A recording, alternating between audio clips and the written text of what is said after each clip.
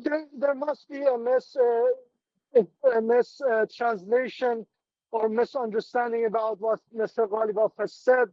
What he meant is that if the United States don't fulfill its commitments regarding the Islamabad talks, Iran doesn't see any reason for continuing the negotiations.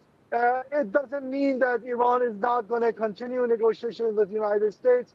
He just wanted to mention that it is important that United States accepts what he has agreed in the negotiations.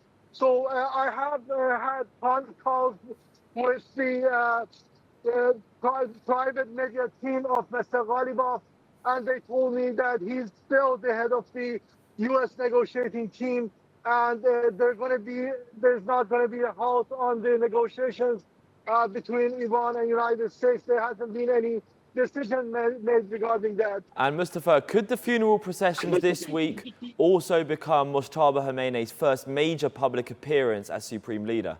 There has not been any information published about his presence, or there hasn't been any plan mentioned about his presence. I don't think that he's going to be present in public for the time being, because his security is the most important thing right now in Iran. And if he's assassinated, and Iranians believe that the Israelis have plans to assassinate Iran's supreme leader, so they don't risk for the funeral and the ceremony for the Mostafa Khamenei to come to the public for the time being. And Mostafa, Tehran has warned of an immediate and powerful response. From Tehran's perspective, is that warning meant as a genuine military red line, or is it primarily intended to strengthen Iran's negotiating position? It is a leverage for the negotiations, but not only in favor of Iran, but in favor of the Lebanese Hezbollah group.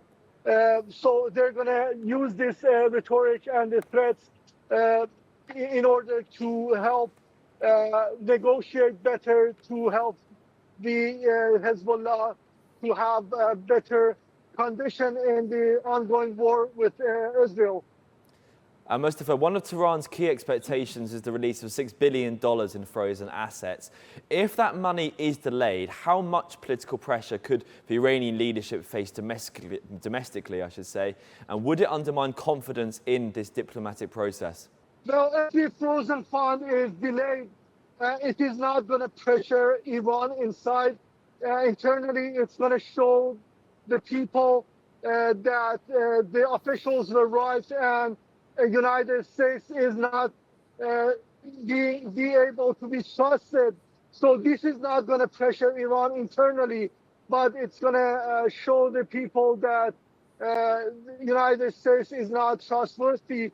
And Iran is not, and it will help Iran to stay in the initial steps of the negotiations, so that they can negotiate more on the frozen funds and also the Strait of Hormuz.